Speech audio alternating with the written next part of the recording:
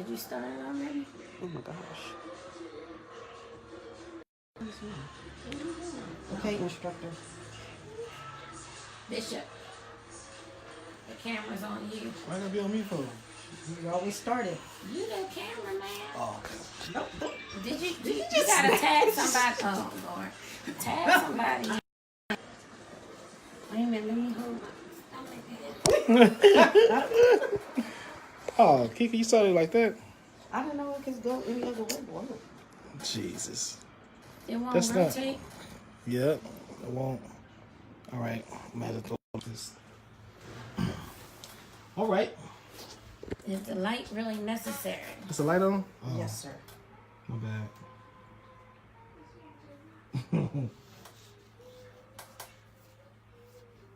Okay, well, you started the You conversation. started it. We're talking about love and relationships and communication being key, and basically the lack of communication or bad communication being the reason or the foundation of why people say that the reason why they cheat is because they're unhappy. You showing my daggone bread loaf. Don't get a donut. I think you get a donut box. Oh man! And so we're having this discussion, and so Lady T, Wow. we were talking about it. It's what y'all were talking about this on Accelerated Radio the other night, somewhat. Yeah, we were talking about it also like a week or so ago. Just random conversation at the print shop about relationships and communication. And you and the bishop here were talking, and what I'm stuck just out Dee Dee. for me, Dee Dee. Yeah. What's up, baby? Oh my God, was the fact that it's a intellectual stimulation. A lot of people think that sex is the reason why people come together and all that, but it's, or even cheat. We were talking about that, what causes a person to cheat. And then I stated that at a conference that I went to, some people were stating that between men and women, one of the main reasons, a high reason, is they're bored, they're unhappy. And then another reason is because they just feel like they can and they get away with it. And then the other reason that I felt is one of the main reasons is, what did I say? Oh, they try to find different things in different type of men or women. Mm-hmm. Like you have this at home, but you want this out here that this person is giving to you, and then you want this over here that this person is giving to you. So that right there, I think we all agreed is one of the high reasons that most people, men and women, cheat. Well, I think women cheat because, I ain't gonna say men. I think women cheat simply because y'all just like cheating. Women? Yeah. No. That's... No. Let me tell you something. Let me tell you something. I'm gonna just talk about my own experience, okay? In my own experience, even before I was saved, I cheated because, I wasn't happy. I'll say, if my spouse or my significant other was cheating, then I'm like, okay, well, you doing that, I'm gonna do me. Mm-hmm. And so then I would cheat. Not intentionally, but it would just happen because wait, the what do you call it not communication- intentionally? Well, I'm gonna say it like this. Oops, I cheated. Because I made the decision to cheat, but I wasn't going out looking and say, oh, I'm a cheat. I'm gonna find me somebody to cheat with. No, it was communication was lacking. Mm-hmm. The relationship was broken. There was no intimacy. There was no trust because this person was already cheating. There was no intimate connection anymore in that way because I want emotional stimulation, and that emotional stimulation comes to me from us having a conversation, communicating, spending time together. We can listen, I'm telling you, we can watch a movie, amen, and be snuggled up together And I'm good. Let's go to the bedroom. Let's get it on. We ain't gotta go out to dinner. We ain't gotta spend no money. Yeah. Just the fact that you spending time with me and you want to communicate with me like I'm important to you, then you know what I'm saying. That's a turn on for me. Yeah. But other than that, if communication is lacking, then there's a break in the intimate relationship as it relates from woman and man. Man, they get turned on just by looking at something. And they want to poke. You know what I'm saying? Women Y'all do that get too. turned on just by looking at something. You know what I'm saying? But I'm talking about, between a husband and a wife. We need that intellectual stimulation. We need to know that what we say is important. We need to know that you're not just hearing us, but you're listening to us. So you're coming from the standpoint of a woman that's actually want a relationship with the person they're married to. Yeah. Versus why would I not want a relationship with the person I'm married to? Because there's many people that are stuck in a relationship and they're literally stuck. They're just stuck. Period. Why are they stuck? What makes them stuck? Kids, living situation, been together for so long. People could go numb to relationships. And I said before, you go from being in a relationship to obligational shit. Because neither one of them want to just say, you know what, peace. Right. And so what I was saying is that I think that if you allow yourself to find a companion outside of who you're with, then that's another way how cheating starts. And then it couldn't even be a physical one. It could be just simply because you just touch my intellect. Exactly. And that would be the reason why women cheat. Why women get entangled in those relationships. That's why I said before, I discourage people from having those, illegal, I call it illegal conversations with people outside of their marriage with the opposite sex.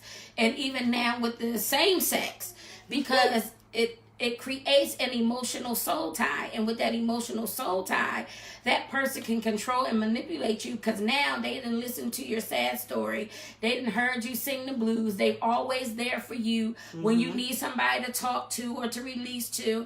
And now they have some sense of control in your life emotionally. And now they have the ability to sway you to do one thing over the other.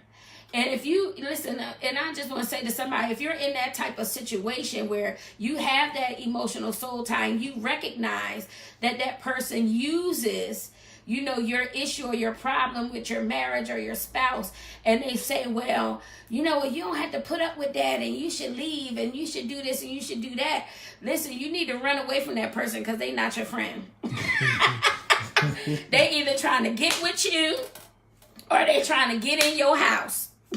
So, you know what I'm saying? Just, that's just a little nugget on the side, okay? So, but no, seriously though, when we got to really think about this because the marriage is so, he's trying to flag you now. Oh, sorry. Marriages are so broken. Why my screen is right here? This is my work now. You trying to do, okay, man. Yeah, marriages are so broken because I believe people go into marriage with misnotions, with preconceived notions that they think that this person views marriage and values marriage just as much as I do. When if you never had that conversation to see how they view marriage or what their experience is with marriage, it's both of their fault. They have to have that communication. If somebody was lying. Let me say that. If they had the communication, but then you find out once you get into the marriage that things are totally different than what was stated in the conversation, that can also break that emotional tie that you have with that person that you're married to, because now you got trust issues. Now you don't trust them.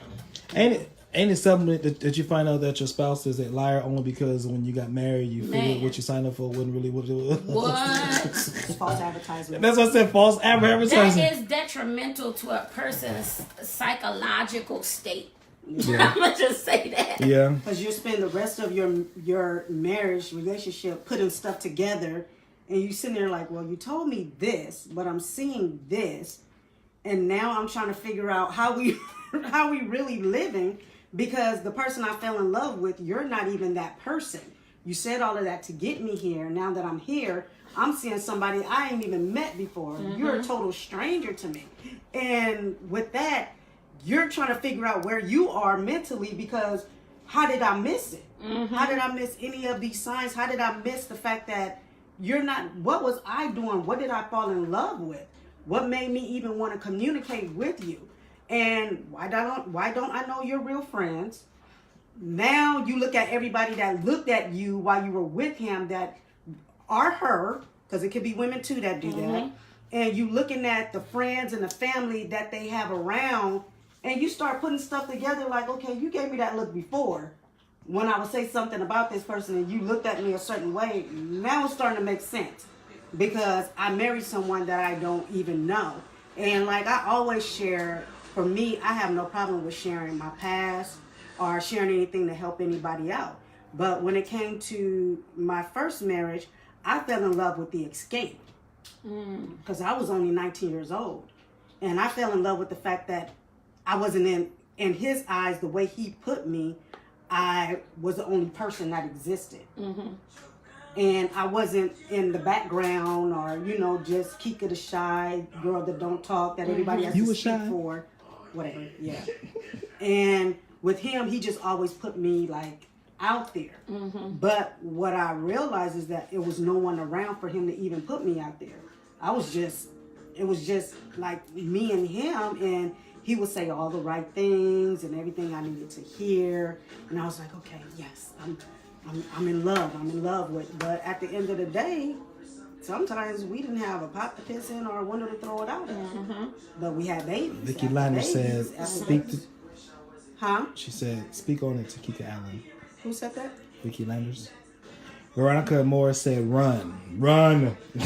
Run. She was saying that when you was talking. But sometimes it's what do you do when, like you made the statement about being, some people are just stuck. And I agree with run if you notice it before you get married, or before, you know, if those alarms go off and you have questions in your mind and it doesn't match with what you see, if you're able to run. But the presentation was so well. When you get married, and then it's like you can't just run. It's one of those. You got green.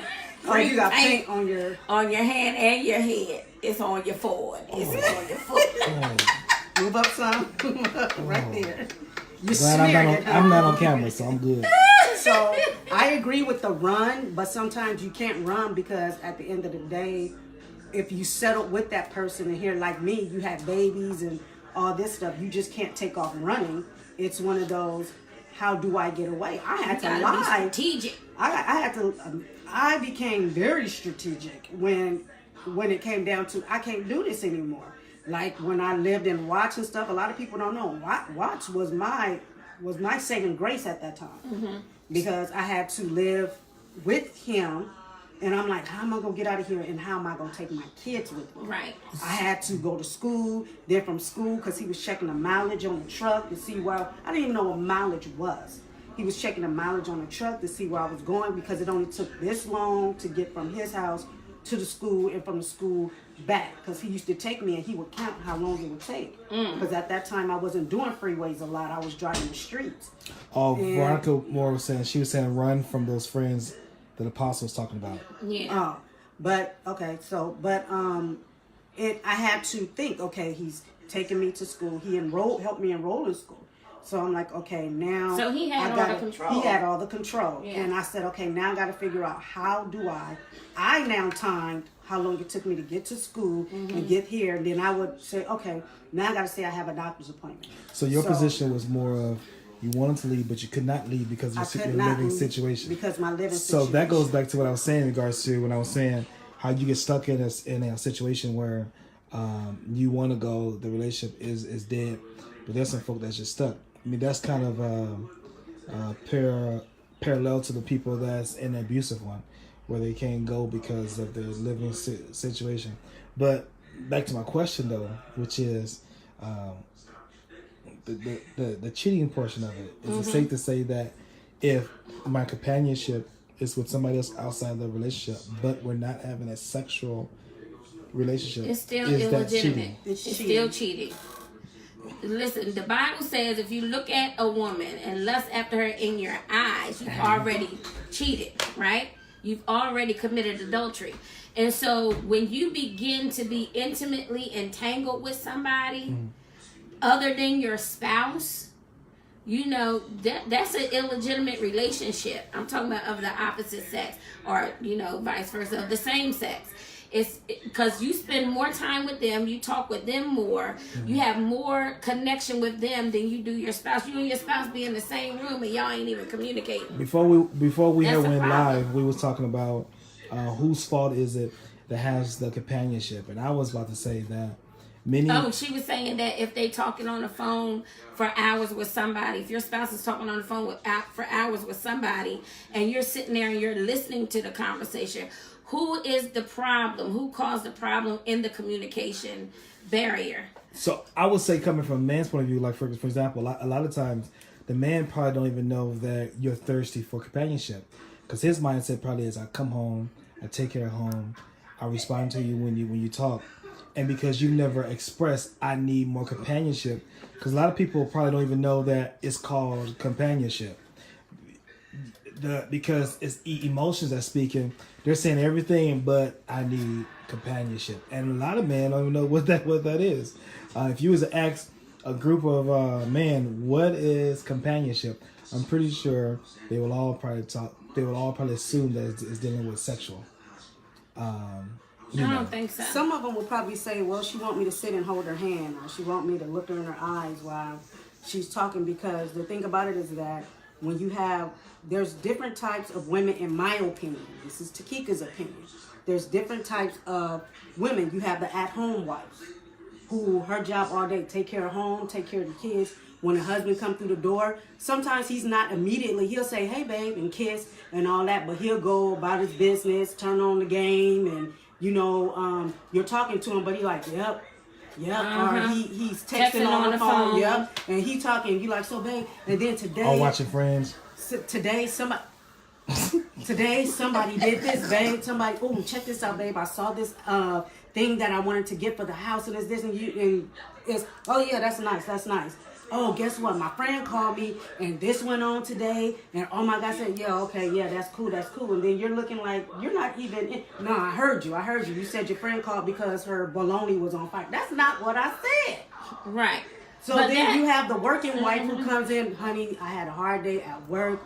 What do you do? Yeah, okay. I'm about to go out with the boys. I just came in and tell you, hey, but you knew already this was my night to. Sometimes you just want that arm wrapped around you in the listening, hearing ear. Yeah. Because we want y'all to talk back to us too.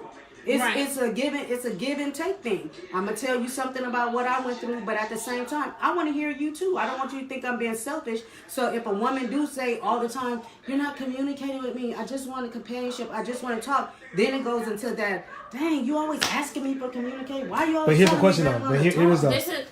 Let me say this before you ask that question, because it's very important, because men need communication too. They want to be soothed. They want to be heard. They want to be all of that as well. But if you're constantly, you know what I'm saying, if you're away here all day, and say the woman is at home or she's at work all day, and y'all are not communicating with each other when you come home, then that's an issue. You know, you should be able to say, you know, honey, how was your day? And talk about your day briefly, but then it shouldn't be all about how was your day. It shouldn't be all about, let's talk about bringing to the church. It shouldn't be all about ministry or the people in your church. It shouldn't all be all about work or business. There should be some intimate communication between a husband and a wife where you talk about each other's needs or each other's desires, or what you want to do, when you want to go on vacation, when y'all going to take a break together. Because if you don't do that, then your relationship becomes a business partnership more so than an intimate relationship. And you stop building on your intimate family relationship and you build more on the business or ministry aspect of your relationship. And that takes away the emotionalism from it. But here's the part that I feel like no one really look at, which while people was dating, there was never a companionship even while they was dating. You didn't get that while you was dating. You got married and it still wasn't there, but now you done had some friends and you seen that they got it, and then you'll come to him, we're like, we need to talk more, blah, blah, blah, and then he get frustrated with it, and I think the frustration is, we never done this before, why you trying it now? And maybe had that been demanded in the beginning, you would realize that companionship was never found inside of him. Because maybe he gave it to somebody else. Or her. And it's somewhere else. Correct. Or vice versa. Mm-hmm. And that's what I mean. It sucks to marry somebody just to find out that they're not equipped with what you need. But I believe that everybody is equipped with it. You just have to know the type of person that you're with and be able to. Because, see, when we think about it, relationships is not about what the person can do for me. It's about what we can do for each other. Well, and when you come into relationship, it's about building each other and growing together, not staying where you are, because the person that you're with, it should make you better, not worse. Denise said intimacy has nothing to do with sex. Exactly. That's exactly right. And so that's exactly right. It has Nothing to do with to it. do with sex. she said, and That it sucks to be with someone you are not That's an capable. expression of your intimate relationship. But here's the Because problem. I don't want to be intimate sexually with somebody that has no regard for my feelings and that does not communicate with me. It does not give me a desire to want to express my emotional or my intimate self with them, because I feel like my intimate self is not important. Then I just feel like a piece of meat. Yeah, I just feel like a piece of meat then. But here's my question. How did the woman allow herself to become the piece of meat? How did it get to that point? Because if it wasn't like that in the beginning, how did the woman allow herself to go from being a part of the body to just a piece of meat? Well, because this is what happens. I'm going to tell you this because we're talking about the breakdown of communication. Yeah. When you strive to communicate with your spouse, and this is something that I really learned and fortified in me even through my studies with counseling. When you try to communicate with your spouse, but your perception of what your relationship is totally different, and how you go about relationships is totally different, because they're going off of their experiences and you're going off of your experiences or what you believe to be true, and you've never had the conversation that said, okay, this is how our relationship is going to be. We're not going off of what happened in the past. We're not going off what we've seen our mother and father doing. We're going off of what we're trying to build. Because when you get in the mindset that you're building something and you're building it together, then the communication and the relationship flows better because you know the direction that you're trying to go in. Mm-hmm. Most people don't have the conversation that this is our goals, this is what we want to accomplish in reference to relationship. Everything is about, okay, this is what we want to accomplish financially, but no, what do we want to accomplish in our marital relationship as people so that we both grow and we're both edified and we become better individuals. So what happens is when the spouse, whoever it is, male or female, comes and says, you know what, let's spend some time together, let's communicate, let's have a talk, let's decide what we want to do with this, let's decide which way we're going to go with this. What is God saying about our family and the direction that he wants our family to go? But the other person is like, oh, I know all that and we ain't got to have that conversation, whatever. And they shun you away. They don't want to have that conversation. There's the first break.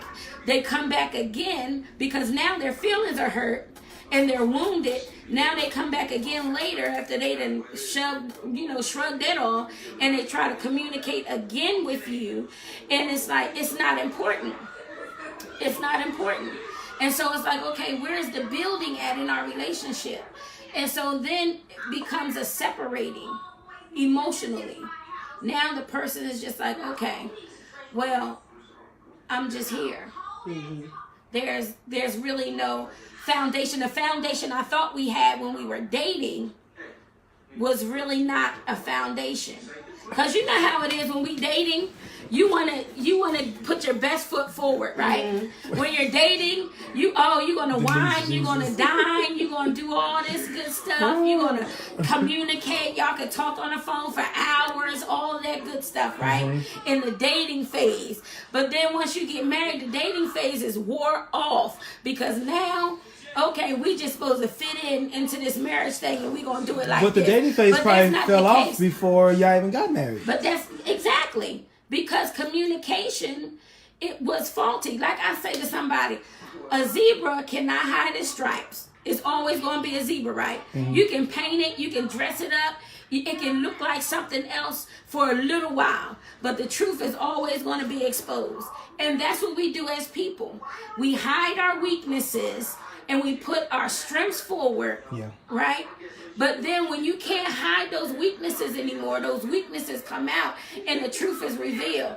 And now you got to deal with this other person, like you said, that you don't even know. And now you got the other person has to try to adjust to now who you have revealed yourself to be, and say, okay, well, now I know they don't like to talk.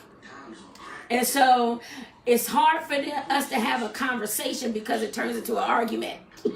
So I'm just going to be quiet, and I'm going to pray, and I'm going to hope that it changes.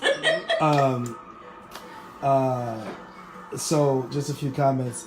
Sometimes you settle for what you can't get, and loneliness will make you accept things for you that you don't want to accept about you.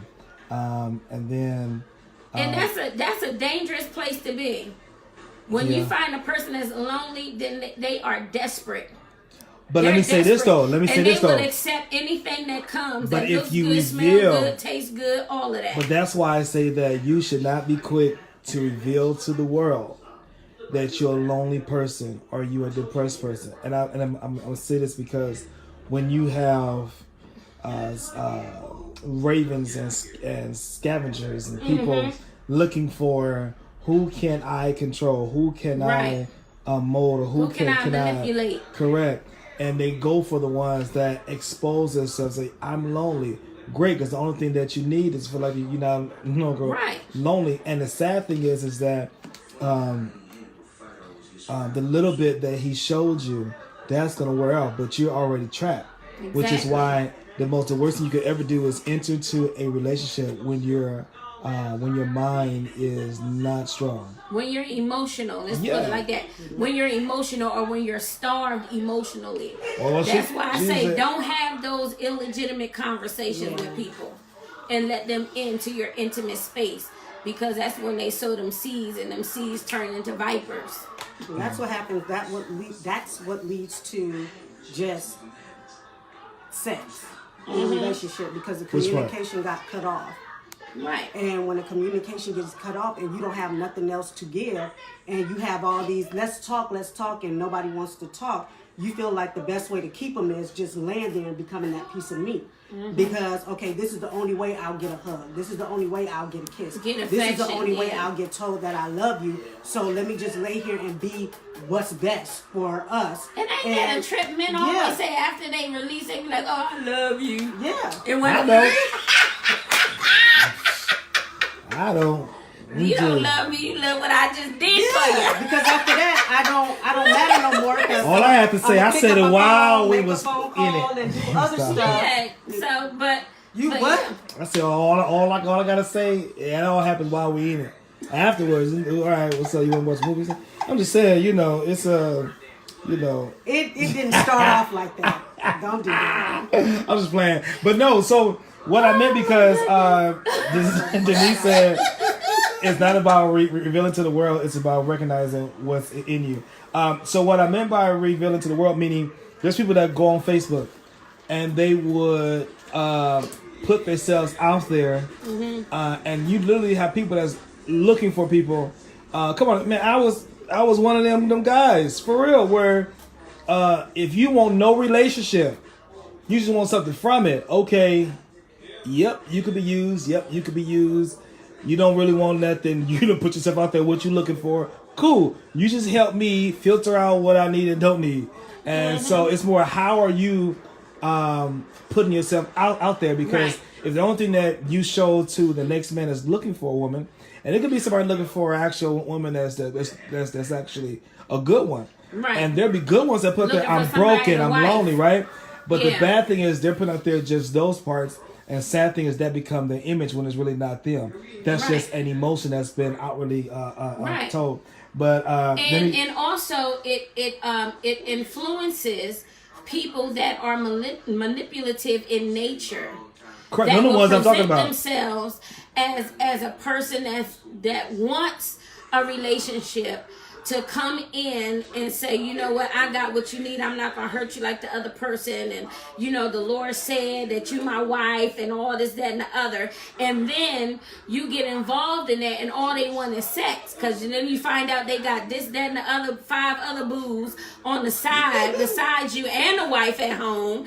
And, you know, and then so now you're more broken than that. That's why we need more discernment. And we got to stop being emotional. Yeah. Because, see, being emotional and having emotional entanglement got me in the marriage with my ex that I was in, that I was miserable and all of this kind of stuff. So, to say, you didn't fall in love with me, your emotions did.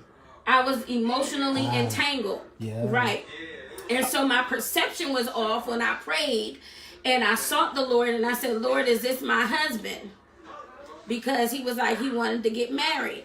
And all I heard was love him, but my perception said, yeah, this your husband. Go on, marry him. Let me say his comments because we're And getting so back up. I got married to him, and you know, it wasn't the right thing to do. So when I was married, when I tried marriage, communication was a lie. It was a struggle. The worst thing my husband did to me was to make me feel unprotected. Mm-hmm. And then if it quacks like a duck, it's a duck, not a dog. Yeah. It's not about revealing it to the world. Oh, I already said that. Sometimes sex is all you look for because No, it feels let's talk void. about that last comment that you Which said. one? You said communication was a lie. When I tried marriage, communication Mm-hmm. was a lie. It was a struggle. Right. Yeah, me and my I say children's father now, but me and my ex, the person I was married to before, we didn't. What I realize now, what I notice now, is that we didn't. I don't even know how we made it 8 years because we did not communicate. Because you was busy saying yes. I was being, everything he said I was yes. being what I thought was a wife, and making sure dinner was taken care of, making sure the kids was getting off to school. I was distracted by being his wife. So I didn't even look at anything else until I noticed that when other women would come around and he would laugh and get jolly and stuff, and then when it came to me, he would just get in the car and be like, "You ready to go?" Like that. And then after that, what I noticed when it really hit me was, I said this before, that I wrote him a letter. And I gave him the letter, and when I found the letter, I was cleaning up. It was balled up on the top shelf of our closet. And I tell this story too. We went to, it was income tax season, and I've always been the type of person, because I see men do it. If you buy them something, if you give them what they want, they'll love you more and more. So my whole tax money, I spent it. I went shopping on him. I went shopping on the kids. I didn't even get nothing for myself. Nothing at all. And she just said, "Man, don't read." You My shouldn't have wrote the letter. I disagree because she write me letters all the time. My fourth child, which is Shemai, she was like 4 months old. Hold on. And I remember. Hold on. Where's my wallet? Get my wallet. No, Hold on. let This me is finish. Let me okay. finish first. My fourth child, she was 4 months old, and we went to the park. This is the first time we really communicated outside, because he read the letter, and he told me. He said, "I got your letter and everything," and he told me with the biggest smile. Took off the sunglasses that I just bought him, the outfit that I bought him. He had it on, and he was just, he was like, "But I need to tell you this. I married you because we have kids together. I'm not in love with you. I love you because you're my children's mother, but I'm not in love with you. Never have been in love with you." So we miss out on a lot when we do not communicate. And the only time that I would say something to him is if I walked in a room and been like, "Are you hungry?" "Yeah." I'll be like, "Well, I'm making the kids some chicken and this." He was like, "Well, I want salmon or salmon, however y'all say it, and some broccoli and all this other stuff." So I'm making three different types of meals to satisfy. I'm getting up at 3 o'clock in the morning, making sandwiches for him at 2 o'clock in the morning. After getting off at 1, making sandwiches and cutting the creases off and putting the cheese on how he liked it and all this other stuff. And I'm like, oh my God, this is going to make him love me. This is going to make him love me. But there was no communication at all. And we were in a church. People would say, oh, y'all just look so, God is in your marriage. And oh my God, God is just in it. And y'all just so beautiful. Y'all just a beautiful family. And I used to look around like, what y'all, who y'all looking at? Talking about? Look. Yeah, but see, the thing is, one thing that I realized in my... No, I need you to go in my wallet. In my marriage, I'm going to say... Hold on, she's talking, hold on. In my marriage is that, well, my last marriage, that one, and that one behind there, that it does not matter. Pause just real quick before you say that. She just pulled it out. What did you just pull out? The first one. That's a letter that she wrote me. I carry it with me because it's a promise, you know? See, I read and keep letters. There's another one in it's there too. Addressed to my love. Yes, it's another one in there too. Yes. Look where the money part is, because you know. Yeah, because I'm playing the money part. That note is you know the value Speaking in the note. The value in the note was major. Yeah. What's the notes that she wrote me? Oh, this one was 2 pages? 2 little pages. What are little pages? Yeah, that's like a paragraph put together.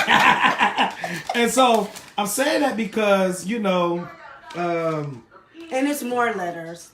A couple of more. That's in his jury, I don't want to say jury box, in his man box. What is with his cufflinks. Where the big old cufflinks are. Yeah, you know, but I mean, you know, I was saying that to say that, she said money separate. I was saying that to say that we found multiple ways to communicate. And, I just think that when you find, if I was the man I am today, back in my first marriage, I'll still be married now. And I know for some that sounds weird, but if I was the man back then, and I'm that man now, I wouldn't be married. Because I had a whole lot of selfishness in me. I was selfish. I had points to prove. People that wouldn't even ask me to prove a point. It's like I had some imagination stuff like this, and then it's something when you try to beat being the man that you didn't like. It's like you trying to prove something just to prove to yourself that you're not something that you don't want to be. Right. And I think a lot of people get stuck in that. Even with women, I've seen some women saying, "Well, I'm going to be quiet. I'm going to be submissive. I'm going to be humble because I want to keep a man." Here's the problem. That worked for the man that you're not with. Maybe that was for somebody else, somebody that you've heard. We look at other people's marriages. What worked for them works for them. Right. It does not mean it's going to work for you and him, because if you don't know yourself and know the person that you with, you can't apply what works for them. Right. And yours. And the sad thing is, there's so many people that are saying, "Well, my grandmother did this. Well, my mom did this. Well, I would never want to do how they done this and how they done that." Y'all got me backing up on comments. Hold up. But that's them. But what I was gonna say is that one thing that I found out is, I used to say always to the older women, they'd be like, "Oh, honey," they would tell you stories about their marriage. I've been with my husband for 52 years, and and all the things that they've been through, but they were still there. And when I was younger, I'd be like, "Oh, I would bend and left." You know what I'm saying? But the thing is that I had to learn how to love unconditionally and not be selfish with my love. I had to understand that people had to go through their own process. But the thing that had to help me do that was being in my last marriage. My last marriage that I was in. Yeah. My husband had some emotional issues that I didn't know he had. He had wounds from his childhood where he had holes in him. Yeah. And so he couldn't give to me what I needed as a wife, that intimacy, that real intimacy. We had a friendship before we got married. But that friendship, once we transitioned into husband and wife, then our relationship was supposed to transition to another level, which it did not. Because now he was still in a place where he was still trying to fulfill that need. So he cheated. He cheated to fulfill his own emotional need. And that was the insecurity he had that came from him being rejected by his mother. Although his mother was in his life, he just felt like his parents didn't really love him like they loved his sisters, that he was always put out there first to do this and to do that and had to grow up quickly and all that. And he just didn't feel the support from his parents that he had, that his sisters had. And so what happened was he was broken emotionally. That was something that you can never fulfill, or you can never fill the void in your significant other's life. That has to come through their being willing to let go of that pain and be healed from it themselves. That's something that you can't feel. What you have to do is be the person. See, let me finish this thought though before you come in. I was only saying because people come in as you're talking. Okay. So But what you have to do is that when you're in a situation like this, and I tell people this all the time, men and women, when your spouse cheats and you know you have good communication, and other than that, your relationship was good, there hadn't been no, you know what I'm saying, anything like that, you see the signs beforehand that they have emotional needs. You see the signs beforehand that they have those holes in their areas of emotions. You can't fix it. They have to fix it themselves, but they have to be willing to be fixed, to be healed from that broken place. You can't fix it. You ain't Dr. Jesus. You ain't the psychiatrist, and you shouldn't have to be. You are the person that adds to their life and not tries to patch up their life. That's not what we do. We love on the person and we encourage them to receive their healing. But so he decided he didn't want that. So he wanted to keep going out there drinking, smoking, and committing adultery. And so that's what he did. And even after we were divorced, he still did the same thing. Listen, he would call me for me to counsel him and pray with him. Hold on, your cheating spouse? My ex. Even after we he cheated on you and he called you to pray for him for cheating on you? Because he still had the same issue. The issue was not me. The issue was him. And see, a lot of times people, when they're in relationships, they feel like the issue is them. That's bold. You got a big heart, why the spouse is cheating. And it's not. Most of the time, it's them. They're dealing with their own deficiencies in the way that they feel like they have to, to fulfill those needs. Charlotte Davis said communication is important in any relationship you encounter. Vicky said check the signs. And then most women ignore signs because they think they can fix it. Can't do it. I think, and also I think a lot of women ignore the signs because one, they don't want to deal with it, don't want to believe it, and they don't want the after effect. Man, look. Will Smith said something that was a quote on his Instagram that other couple, like I have a lot of couple stuff on my Instagram, godly couples and just regular married couples and all this stuff. So, of course, he had his big premiere for Aladdin. So everybody went back. He did these bomb, the red carpet was with him and his children and his wife. And a lot of couples quote, even men, quote what he stated. He said, "It's not my job to make Jada happy. My job is to enhance her happiness. Jada has to be happy with Jada, and that'll make me enhance what she got going on. It is not my responsibility to make her happy." And when they did the Red Table Talk, they both stated it together. Jada was unhappy because Will was already known. She was known, but she wasn't known him. So with him being an entertainer, comedian, as funny as he was, she had to get on the level that he was on, but she wasn't there yet. So she couldn't understand why she was so unhappy when here she is with a man that's full of life that everybody loves. He didn't cheat on her. None of that stuff was going on. She was just unhappy within. And then on top of that, they talked about how he built this house from the ground up. Big, gorgeous, beautiful rooms, all this stuff. she didn't like it. She hated it. She said, no, you built a shrine to yourself. You didn't ask me what I want. Mm-hmm. A lot of it was, a percentage of it was the fact that he did things he thought would make her happy. Yes. And she did not know how to express to him, those things are good, but it's not what I want. Right. So she had to take a minute. It was around a time where everybody thought that they were divorced and all this stuff, and they were breaking up and all that. She had to go on this life transition within herself to figure out, who am I? Yeah. I don't want to be Will Smith, just known as Will Smith's wife. Right. Because that means I have to become this character for not only him, but for everybody else. I want to be good with Jada so I can be Will's wife. Mm-hmm. And I really enjoyed listening to them have that conversation with each other, because like one thing that I told D was that I don't want people to see us and just think that here is D and T,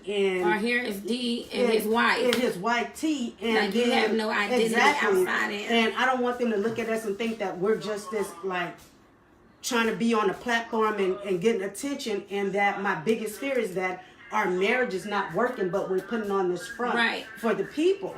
And he was I don't think that would ever happen, because we too how can I put it, transparent to people, meaning we're everything that we do. For example, any previous relationship, I'll be nice, I would have been irritated if you was next to me, traveling with me, around me. I'm trying to do work and you here. I'm trying to go to church and you want to ride with me, drive your own car. I want to go out to eat. I didn't say I wanted you to go out to eat. I wanted to go out to eat. I invited the kids, not you. Like you ever got, when you get irritated with the person that serious? we're like why you, come on, stop. We front in front of the church, not at home. Let's be real. Like that's,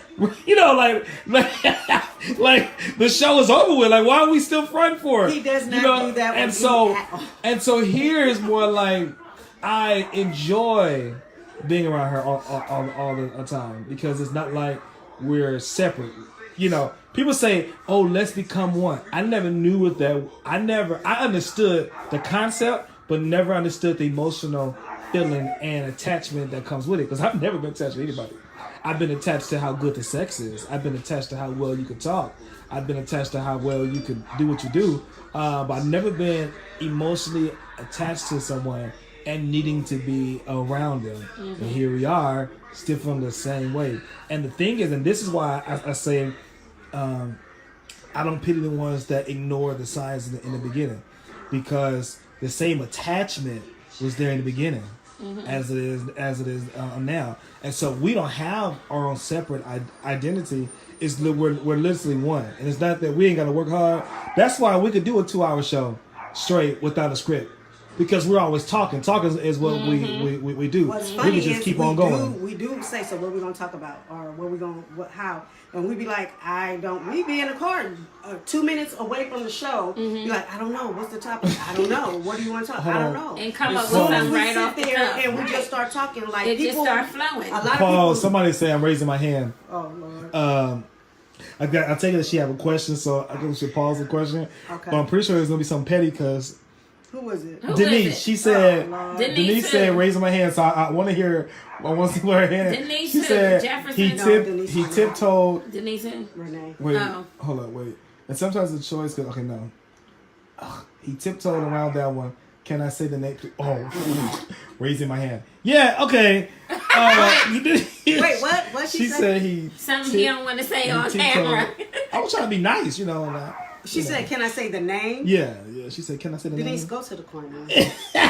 I don't even know what you're talking about, but if she said go to the corner, go to the corner. I was just go to the corner and sing while you're in the corner for 5 minutes. But going back to what you were going back to what you were saying. I tell you, somebody just said cheating because it's convenient. No, going back to what you were saying. I cheat because it's convenient. Wait a minute, it's so weird. Cheating because it's convenient. I don't even. Well, I'm gonna be honest. Cheating I'm going to be convenient. honest. Wow, I'm really going to be honest. Towards the end of my first marriage, I never cheated on him. I didn't want to. But I did cheat because I wasn't looking for the intellect, because I still didn't know anything about that. The conversation, because like I said, keep in mind, I was with him for 7.5 years before I even stepped out. Let's keep this in mind too. He cheated on me first, so I knew what was making him happy, and in a rush to go to work. Make it right. I know, and even after that, I still stayed. Like I didn't cheat, but after a while, here I am working at Wingstop, and I didn't see attractiveness at all because I was hurt. But this one guy, his name was Juan, and he would come in and he would just talk to me, and I'm like, why is he having extra conversation with me? Why is he talking to me? And because I used to wear my hat really low, and he would look under and be like, you have beautiful eyes. What? So when he started giving me that attention, I still didn't get the intellectual conversation, but because he was that right there. Yeah. And I just wanted a man to tell me, he told me I was beautiful. Yes. That was enough for me. But what I did was, I started sleeping on the couch. Me and Juan didn't have communication. It was more like, I want to take you out. Okay. All right. We didn't sleep together or anything. It was just convenient. It was there, just another body. And I barely even looked at it. That's what it is. He kissed me one time, and I promise I thought that man raped my mouth, because it was just the nastiest and just gross. And I was like, oh my God. When you God, you know I'm already nauseous. Y'all, my husband is looking distressed right now. Jesus. I just because I don't want to ignore the person's comment. Okay, what they say? When cheating is convenient, and I think that is one of those most common things that happen. Yeah. And so when it's just a person that's just accessible to you. Yeah. So I just said when I was done, I cheated. Period. There's nothing else to it. Yeah. And so did he. And so, but what I'm saying is, if both parties is cheating, and if it's convenient for both of them, So my thing is, why not just dissolve? It's not even Denise. It's a guy. He why said, not just dissolve the relationship then? Because he just said, I cheated to make me be nice to my wife. To make you be. Listen, Jesus said that's why Moses gave the writ of divorce, because y'all was hateful to your wives. Just go ahead on and write the divorce papers. So he cheated to make himself nice to Nice his to wife. his wife. Like, is. But the sad thing, oh my God, the sad thing is that's common though. But my auntie Billy told me about a couple at her job. It's two couples at her job. They swing. One couple, they're divorced, but they live together because they're comfortable with each other, and they go do their own thing, but they still come back and they live together. And they respect each other. The other couple, the guy actually, and the wife knows he's cheating on me, but he's not at home stressed out anymore, and she accepts it. No, so what do you do when your spouse happen. accepts you're cheating? You know what's funny though? You accept the cheater, but then the spouse that's cheating get mad because you're accepting it and you're doing other stuff. So well, maybe you ain't even doing other stuff. Maybe you just be like, hey, not cheating. You just like, I don't have to deal with you. Yep. I don't have to deal with you. I ain't got to sleep with you because I don't want to. Go on, do your thing. Wait. Marco King said, Pastor Marco King said, that's cheaper said than done. It's easier said than done. Explain that one. No. If I think I get what each other said. Yeah, he said it's cheaper. It's cheaper to cheat while you with her than divorcing. Yeah. It's cheaper. Because you gonna pay my bills, gonna pay my telephone bills, gonna pay my mortgage bills. She said mortgage bills.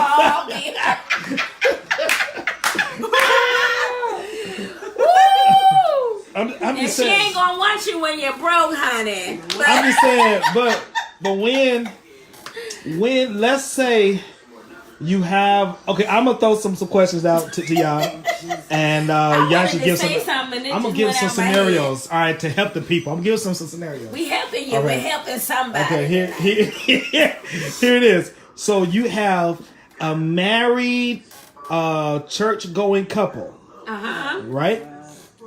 And the married church going couple have an image to keep up. Both of them cheating. Would Both of them need to sit down.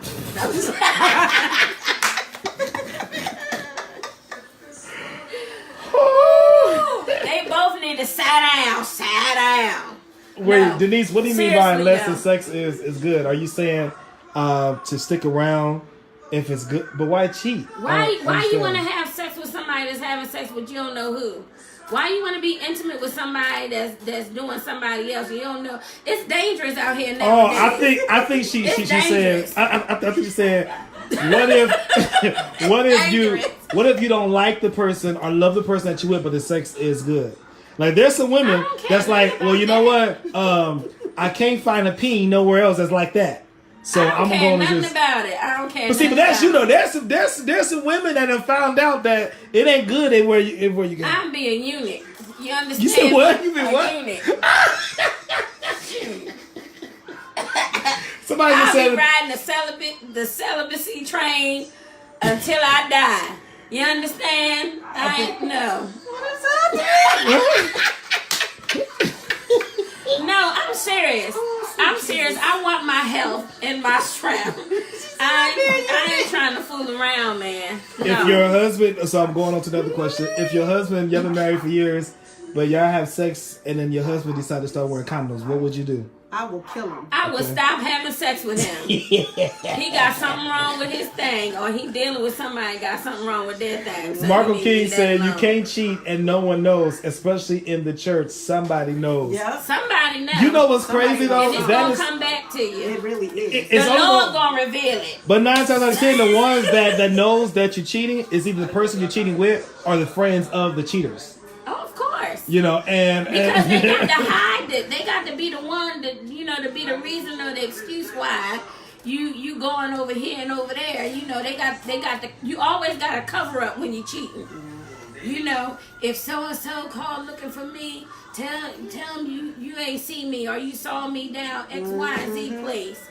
You know, at this time. Yep, I have friends for You that. know. oh I yeah, was I with was- you. Hey, Gave the time. I wasn't saved all Gave my the life. date. Wasn't Between born in the this time church, and none this of that. time. Michelle, somebody said somebody cheated on the water because your flowers didn't get it. What?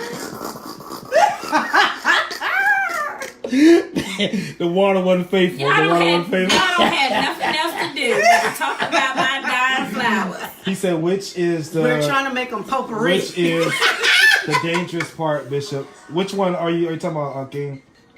I think he's asking. Hold on, I don't know what he asking me. Oh, are you saying the dangerous part is when you're my friend and you know, or what are you saying? I think what he's saying is the Oh yeah, the dangerous blackmail. part. That's evidence. Blackmail. Oh, when your friend know. When your Yeah, friend know, 'cause because they're your gonna friend tell- going to your house when they know they're you gonna ain't there. they're gonna tell somebody that's suspecting that something is going on. No, All they you gotta going to do is your tell house the and they eyes. gonna be with your wife. Oh Lord. While you, because they done already been trying to be with your wife, so they gonna. Denise said, when you cheat, your secret is never safe because your best friend has a best friend too. Exactly. But let me stay on that. Exactly. Let's go to this just real quick. Exactly. That's the reason why I've always said you have to watch who you have to watch who you tell your business to. Exactly. I'm a tiptoe around this one again, and Denise is gonna be petty with it, but Denise stand in a corner already. because And put some a muzzle. a muzzle on your mouth and some earplugs in your allegedly ear. there was somebody that was married, right? Allegedly. And the spouse always told all their business, not to just one person, but to other people, and then used the excuse, well, I didn't tell that person. That person told the other person. I think that's the reason why you should keep your business to yourself, because your friend always got a best friend, and they're gonna always tell somebody else. Yeah. You know, but that's why I said that you have to. Take Marquise, it to the Lord in prayer. Marquise Williams is holding his hand up. What's your question, Pastor Williams? Take it to the Lord in prayer. Lord, call him Marquise because he finna say something petty. Raise your hand. Yeah, Denise is raising her hand again. No, Denise. I'm saying that you have to. I mean, I think it's safe to say this, that you can't always tell your business to the person that's quick to listen to it. Right. I just learned that lesson today at 41 years old. That You just learned it today? Yeah. What happened? Well, I've been you had told some of my business about it. So What what? happened today? Yeah, let me listen. Let me zoom in. Hold on. Just got a revelation. I just zoomed in. got a revelation What you about to say? today. Fix your hair. It's fine. Come on. Don't. She been I want to hear this. revelationized. I just got a pow on my hand. No, Okay. normally I get a pow on my hand, but today I got a pow on my tissue, and this is why. Because I'm the type of person that when you make me feel like I can trust you and stuff, and not that all conversation was bad, but it's the fact that as women we always want someone we can share our woes with. And then when I trust, and then all of a sudden you get word that your conversation came back around and not told to you but told to your spouse, then it's like in exact words that you're saying, and then you're like, so I can't trust nobody. Who am I supposed to have these conversations with in the marriage circle if I can't share? If I can't, so you cannot really, when it comes to your marriage, when it comes to relationships, you have to literally be careful. How do you spell it? I think. How you spell it? How do you spell it? L-I-I-I-I-I. Sound it out, Bishop. He said little rolly. Literally. You have to be careful. You really do have to be careful who you share your intimate, personal woes with, because it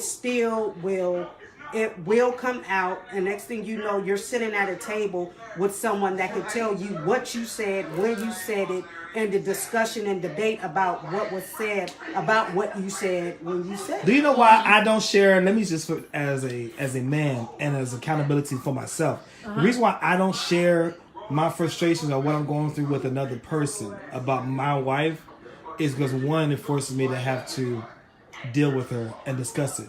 If I get everything out to the next person and I ain't got nothing to say to my wife because I done got it all out. Right. But now she's stuck with not knowing that I was mad and frustrated. If you have communication issues, you're going to do that anyway. If you have an Correct. issue with communicating with your spouse anyway, because you don't want to communicate, but you would rather vent to somebody else, then, you're going to do that anyway. There was for me, because I don't want nobody, kind of going away with with an assumption. Yeah, because I'm still assuming that you talking to somebody else about me and it backfired on you. I wonder what you're talking about. No. Oh, okay. Because you said I learned a lesson today. You didn't see that post she posted on Facebook? Yeah, at 41 years I just stayed quiet. I was like, I want to know what was the lesson learned because, let me know the something. lesson learned was from you when you told me. What I said? Don't. I be wise on accident. If If I ain't in the pulpit, it be accident. If I ain't in the horses, it's on accident. No, I'm you just talking. you really told me. You were like, it's just certain people you can't share everything with, because my husband and I had a discussion about, hey, there's always someone you want to talk to. Denise has been so petty. There's always somebody you want to talk to, and discuss. He would tell me, babe, just go find, trust somebody enough that you can share. Because sometimes I get on your nerves and you want to share that with someone. But at the end of the day, that's why I told him, no, I'll talk to my auntie, but I ain't gonna talk to nobody else. So now I'm back talking to my auntie again. Portia Merritt, I hope I said your name right. She said,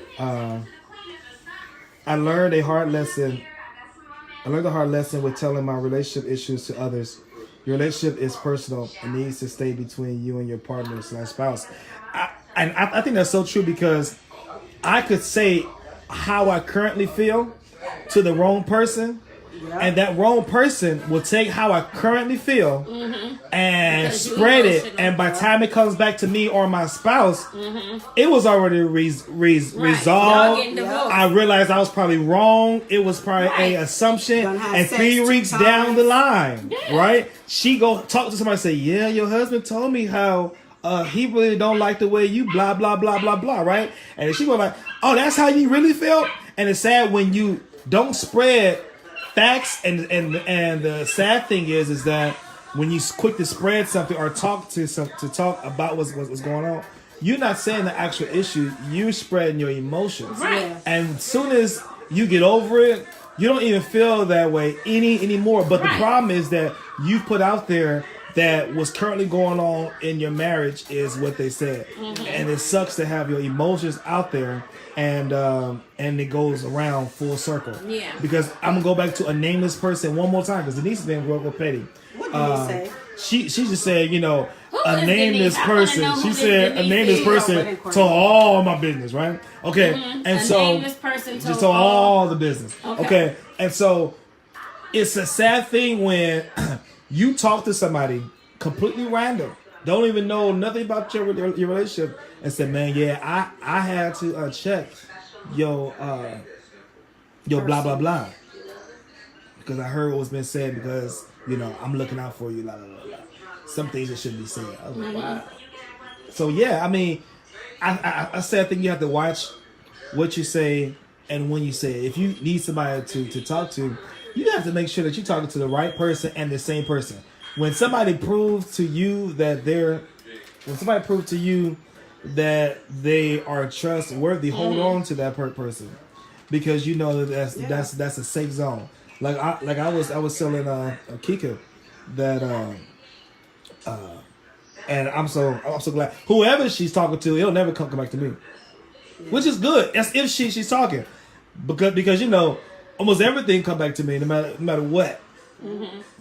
For some And what I've reason. noticed that sometimes things come back to him because there's always that one person that, not even one or two, however many people that don't want to see this flourish. So they're going to tell it because they're helping someone else that wants this to be destroyed. Pastor Williams just said you have to watch.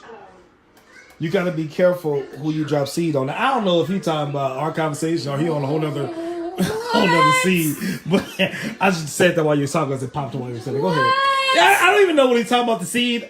The petty part you want to ask him, what did he that want? would have been the more I mean, what are you talking about the seed?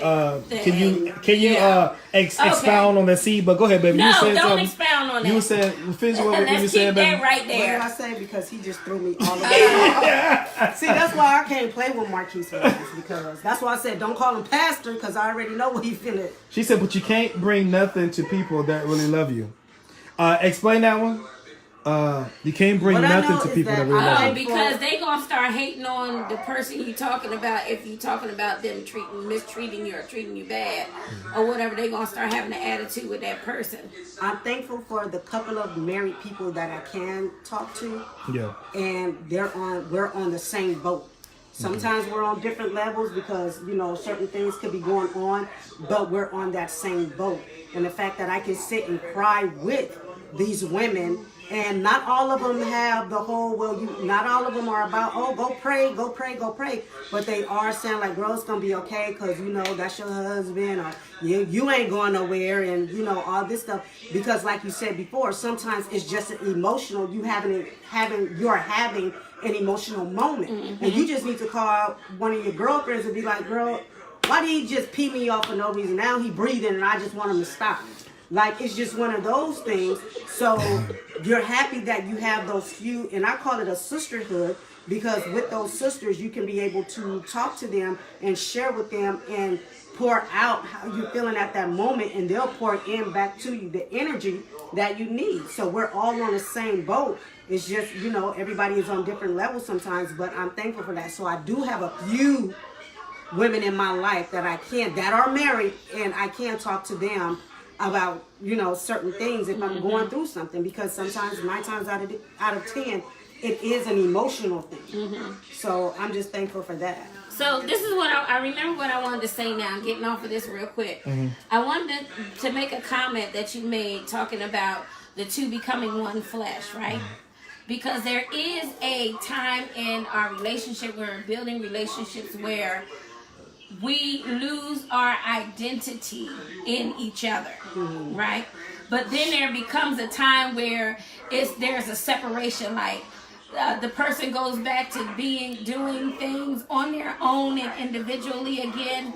And if that other person has not adjusted to that time and they're still trying to be, you know, that one thing, that one identity, then they begin to lose their self, and then there's frustration, and there's like, okay, wait a minute, what am I supposed to be doing right now?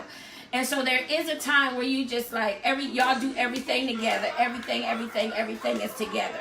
And then there's a time where you separate into your own individual identity again, but you're still one, you know, but you have your own individual identity. You do your own, you know, whatever you do, whatever he does, and you come back together and there's no problem. But sometimes in relationships, people have, they don't make that separation correctly. And it causes frustration in the marriage, and it causes all these difficult things, difficulty in communication and all of that, because this person has lost hold of their identity and their individuality, separate from this person. And then sometimes the person that is disconnected or went back into their individuality, the other person finds their individuality. They like trying to, wait a minute, you know, slow your roll, come on back in here and just be under my identity instead of your individual identity. That means, and it happens a lot of times, I'm going to say this, it happens a lot of times with people that are in ministry, because, well, what are they saying? Somebody just said that they need a support group, a marriage support group. That are in ministry, that because, you know, if one person is in ministry but the other person is not, that person that's in ministry begin to, you know, break off back into their own ministry thing, and that other person is like, okay, well, I'm not important. You know, it's all about ministry and da-da-da-da. But if both of them are in ministry, sometimes the male would be like, oh, no, you got to come reel it back in. But ministry sometimes, I'm sorry to say this, and I'm a bishop, and I'm a pastor, and I'm about to say this. Ministry, though, kills relationships sometimes. Yes, it does. You know, yes, it does. You know, who's what? Do you know why? Wait, what? Right? Ashley all alone. What do you mean? Who's Ashley? Ashley not even talking. That's your wife. Okay, never mind. Are you blasting your wife? Saying? What is he saying? He said whatever you were saying. He said right, Ashley all day long. But ministry, yeah. I think that sometimes ministry and okay, let me arrange that. Ministry has been the cause to a lot of relationships. Well, and that's because though I'm gonna say not ministry. I'm gonna say the person that's involved in ministry. No, not the ministry itself. Right. It's the person that's involved. The person's ministry. Meaning their perception. Correct. And it's if you ever have that mindset of is ministry then you, that ain't gonna work. For example, I will shut my church down before I lose my wife. Well, some people don't feel that way. Some people feel like the church is their wife. And I guarantee you that. And I guarantee Did you I that. just say that? Okay, I'm sorry. Some people. My nerves is bad. Some people feel like the church is their wife and their spouse that they're married to is their mistress. Oh Lord, my stomach hurts. Well, you know, I see, because I till this day. I think that, see, with our church, me and my wife attract family, couples, because that's what we put out there. I've always said that the problem and the difference in the pulpit nowadays is that that example is no longer in the individualized. Pulpit. Correct.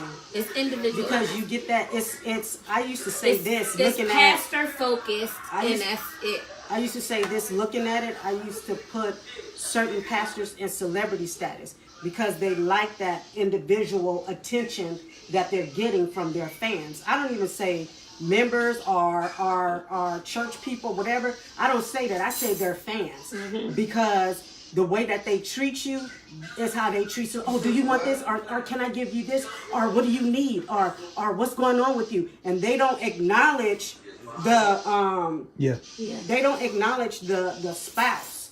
What they acknowledge is the person, the celebrity. I don't call them pastors. I don't care if it's a man or a woman. I do not call them pastors because you're feeding off the energy of your fans. Marquise Williams, you know what fans is. You're a fan. Don't play with me, Marquise. Don't make me go there. They're going off their fans. The ones that will jump up before the wife or the husband does. the one that'll give the plate to that pastor or whatever before, and not even recognize that there's a marriage. But they can't recognize that there's a marriage. I gotta eat a donut on this one. Go ahead. You should warm it up. Y'all stressing me out. They can't recognize that it's a marriage if the leader is not even acknowledging their marriage. So if you're not acknowledging your marriage, of course, your fans are not going to acknowledge your marriage at all because they see you as that individual. He just said that's why his phone number changed. He got his number changed. And they become your fans. When it comes to our marriage, at first, I just sit and I watch how my husband operates with. Zoom in. What you talking about, baby? I watch how my husband operates with the members because what I want to see is where's the fan club at. Oh, did I pass my test? I want to see the fan club and I want to see the members because what you're not going to do is confuse the two. You can come in here, snake all you want to and pretend to be a member, but I know you're just a fan club. No, you're not going to get my husband a plate when you see that he has a wife right here. Not that we currently go through that. We don't. Put that disclosure out there because my wife controls my fan club. You know how they say the only way to heaven and to God is through Jesus. Well, the only way to me is through my wife. I am his assistant. So my what? Say it again. Assistant. Yes, you are, and you assist me. I'm just playing Sherry if you're not whatever. But but I'm at the end of the day, it's just that I've watched that in ministry, and I'm like, this is celebrity. Keith Williams said that his stomach is turning, and Pastor King said. Yes, it's the leader that has my to stomach was set. hurting too. That's why I had to get a donut. Pastor King said it's the leader that has to set the tone. Exactly. Lady T is on point, but I do agree. I've seen That's pastors correct. though that show down the their own example. life. Yeah, you give the example how to receive and treat your actual wife. Yeah. You know, and so that's There you go, the bingo. reason. That's the reason why Lady T is a part of my ministry. And so if the church receive me, they receive her. See, and here's the other thing. Let me say this, though. There's some pastors where their wife is not special. They don't they don't mix well together. It's bad enough one, y'all don't look right on the picture together, right? So how do you expect to look right? For real. Have you ever seen a couple that just don't look right taking a picture together? It's that couple a lot of times until that don't even look right.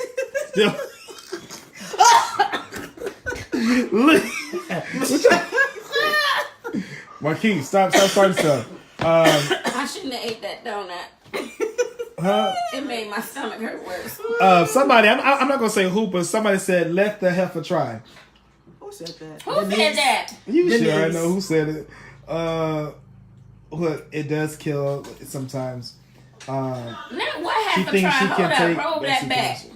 That's Denise. Denise is my security guard all the way from wherever I'm at. She Oh, okay. Yeah. So She I mean, already Yeah, said. you know, yeah. But here it is though. But that goes back to why would you? Let me take Ken off you, Michelle, for a minute. Why would you allow? Why would you allow yourself though to be on a lower level than what you allow in your own home? Wait, what? Say that again. what if you on a lower level in your home? Yeah. What if there is no acknowledgement of who you are, your place in your home? Everything. See, what we fail to realize is that everything is symbolic to our relationship in alignment with the Lord.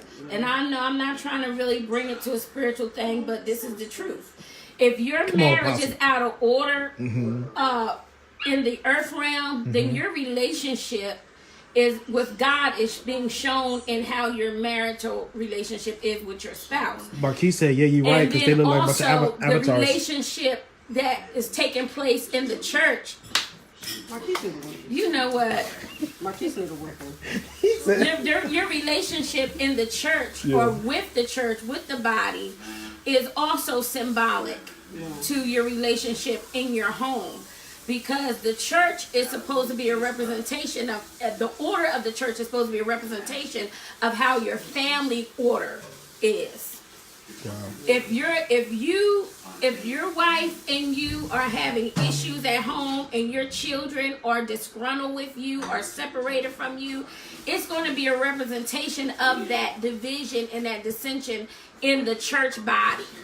because everything trickles down from the head, from the leadership perspective. That's true. And if the leadership is out of alignment with God, everything else is going to be out of alignment. If the leadership is in alignment with God, then leadership is going to make sure their home is in alignment and the church is in alignment. Because there's a representation with Christ's relationship with the body. I do agree though, because I remember, so like with my wife, I like to hold hands with her. Right? If I could do it at home, if I could do it at the mall, if I could do it at the movies, I'm for sure do it in a church. When we walk into church, we holding hands.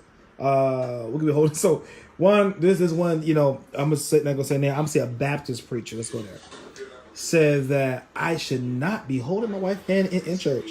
I said, I'm so sorry you don't believe in that. But if I do it at home, I'm gonna do it here too.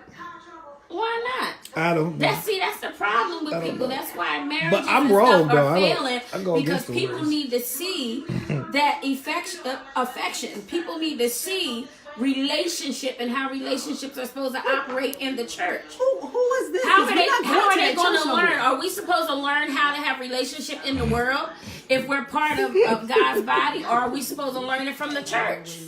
What we not finna do is tell my husband that he's not finna hold my hand walking in the church. So you don't have to invite us to none of your services. So no, he didn't make the cornbread. No, because we didn't have no eggs. Because nobody wanted to go to the store. I'm saying, wait a minute. Marquise Williams said, I know a lot of them couples looking like Avatar. And then he said, I'm getting a word tonight. Bless the Lord. Did you see my face? Petey, let me zoom in for you. He's probably serious. He's probably getting the word tonight. You know, hold hands while you go into church. You know, how you treat your wife or spouse at home should reflect inside the church. And let me say this, but it reflects negative. If you ain't treating your spouse right at home, show that in the church. It's going to show in the church. Let me say this though. What if the church? Then the people gonna come to your wife talk about, somebody went to go get pastor something to eat, and pastor told me to come and see if you want something to eat. No, I'm saying is that what if the church start holding their leaders, their pastor and first lady, accountable for their relationship? Meaning, what if the church starts saying, I don't see y'all relationship. I see y'all title, but I don't see y'all relationship. We must have hit something. Okay, Pastor King said sometimes the leadership can be in alignment with God, but the spouse is not trying to be on that line. Let's talk about that just for a second. Okay. Because here's my challenge though. Pastor King, here's my challenge. Okay. Is this. What is, and it's double fold. One is, how can I, because I'm going to go against his question just for the sake of, I just like going against the grain. Mm-hmm. How can I say that God is leading me to move the church in a direction, but leave my spouse behind? Either I know how to lead a church, but I don't know how to lead my wife. Or, the other one is, maybe it's a case to where you've always been the pastor, but the spouse lost leadership in you. Cause I've seen it where, because I see you at home, they see you in church, they see the leadership in you in church. Mm-hmm. You're right, your integrity is good, but at home though, I don't see that. And so the integrity I got with you at home, there's no way I could see you as an actual leader. You can't have two separate integrities. Your integrity is going to be the same both ways, but you're just going to show people one side of your face when you in public or in the church, because you're putting up a certain look or perception before the people. I say front. And so, but my thing is, like you just said, if you are not leading at home, are you really being a leader at church? If you're not leading at home, are you really being a leader at church? But one thing that Pastor King said, or I don't know if it's Pastor King or Yeah, not. Pastor King. Okay. One thing Pastor King said, he said that if the leader is leading at home and at church, but the spouse is not coming, there's a lot of things that happen in that dynamic.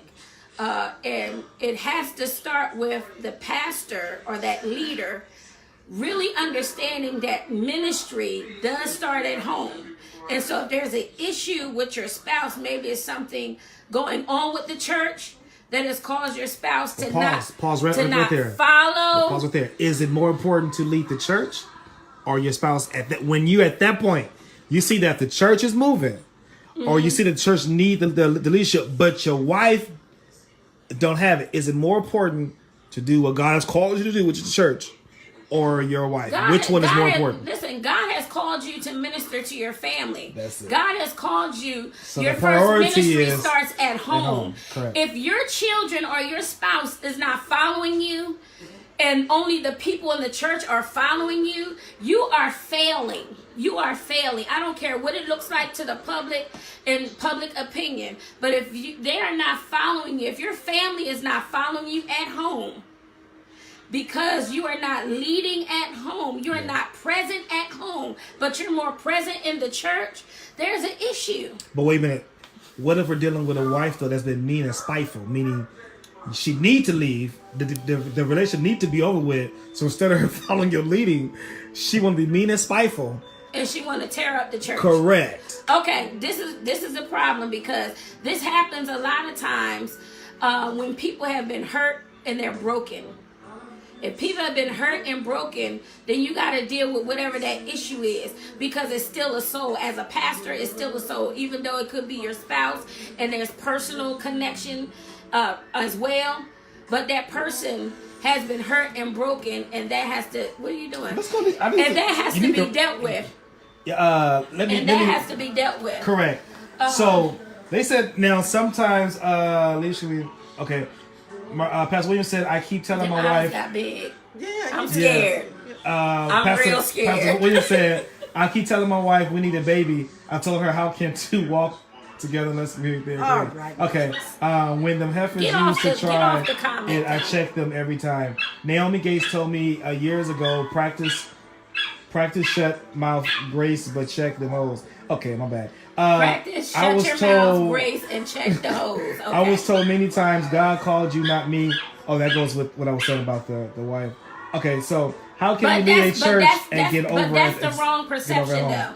That's the wrong perception, though. If you're married to a pastor, honey, you need to get in your place, because if you married that pastor, God called you too, because he called you to be a helpmeet. What?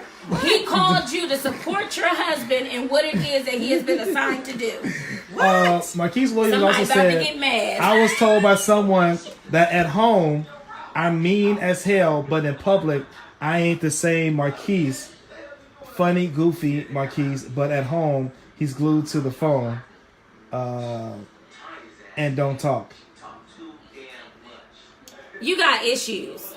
I think you need to go to counseling. I think that's why he said I think he was being for real when he said that he needs a support group. Yeah. Come on, I'll coach you. You can be Tracy my friend. said y'all need to have a marriage conference. Denise just said Dina, and she said I said it. What? Yeah. Okay. Denise! Okay, what did I just tell you? What did I just tell you? She told you to get in the corner and put a muzzle on your mouth. Okay, so let me say Marquise this. Williams said, "Nah, for real, Yes. We should have a support group." Yes, you should.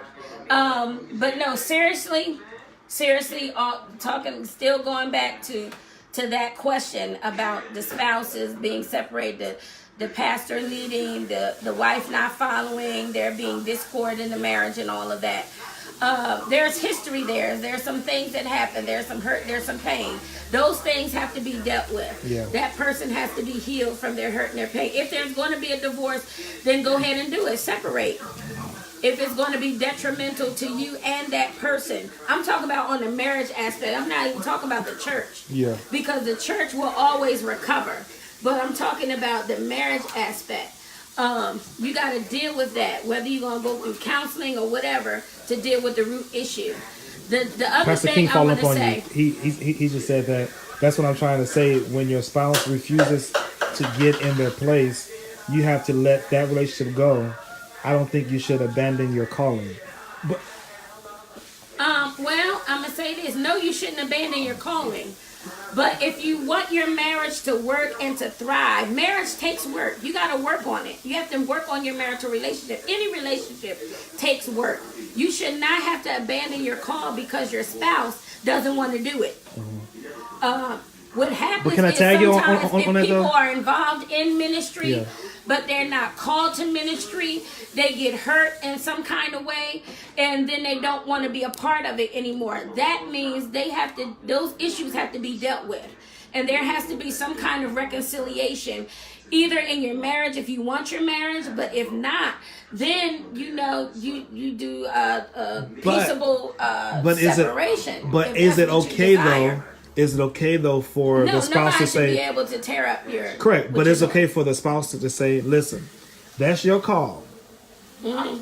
I don't want to stand in the way, so I'm gonna be peaceful with your call. But at home is my home. It's my sanctuary. It's my sanctuary. Mm-hmm. So don't bring your calling to the house, right? Okay.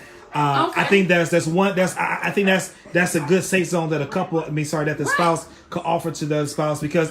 Even because there's nowhere in the because it don't say you have to be saved, your wife have to be saved, blah blah. But it's Well, it says don't be unevenly yoked, but it says if the sanctified wife is married to the unsaved husband, she sanctifies the husband and vice versa. Correct. If she wants to stay with him and he's unsaved, then they can do that. Yeah. Or it doesn't say anything about if she doesn't she want have to to be be on the in same ministry, level, blah blah. Yeah, correct. This, that, and other. No, But it doesn't say that. I know another. I'm just trying not to drop nobody's name. But as a wife, though, you are to help me.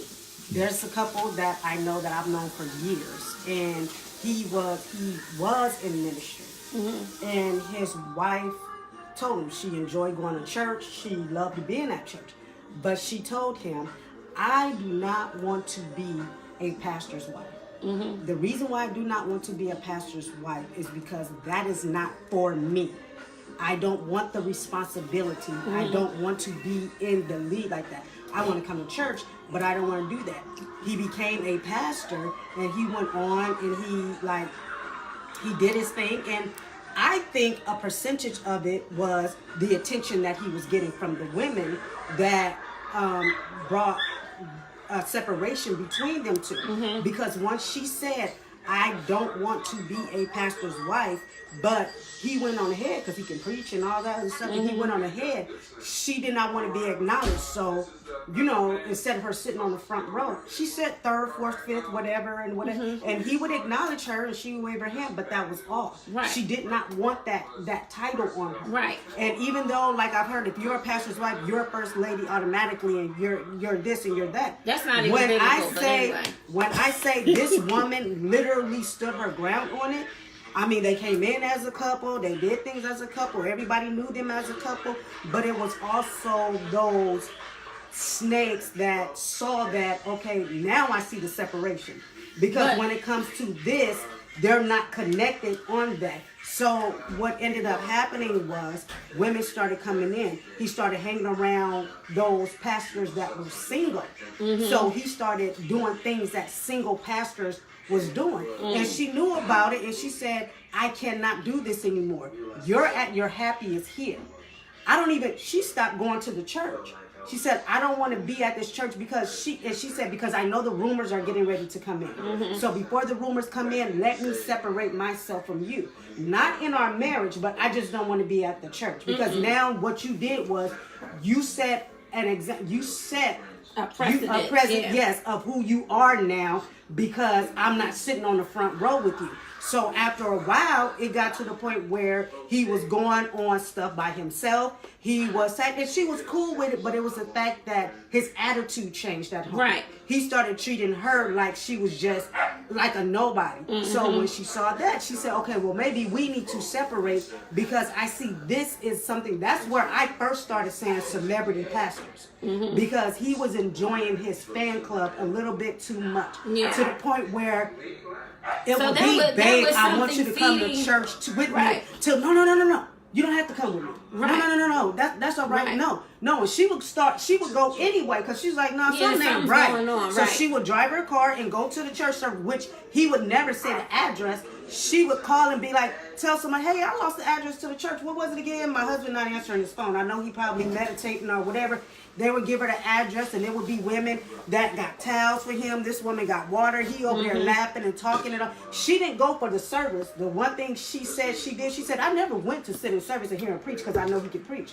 What I did was come when I thought the service was halfway over, and I sat in the back and watched him when it came to communicating after the service. See, that's what he got his thrill off of. Yeah. Has to be more careful. And when that happened, she told him, she said, this is not for me. You listening, Marquise? And she finally said, I have to divorce you, because not only am I not happy with you, but I have no respect for you now because of what you're doing and how you're doing it. Right. So a lot of the times, it's like, when it comes to ministry and stuff, for those that are in this position, you have to make sure, because I know there's a lot of women that said that they never wanted to marry a pastor. I said in the beginning, I'm not marrying my husband because he's pastor or bishop, and I know a lot of people out there think that about me. No, I met the business side of him.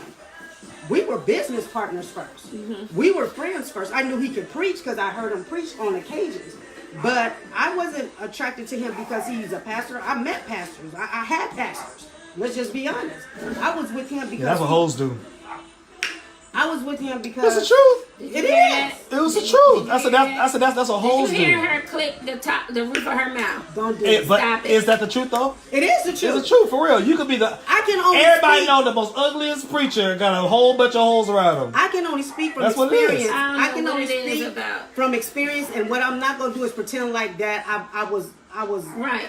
Clean this whole time. And I say that proudly. Like, I'm not proud of my past, but I've learned from my past. Right. And my past taught me to watch the people around me as well. So I already knew how to do that. I already knew if I just wanted to be around a pastor, what to do. Let's just be honest.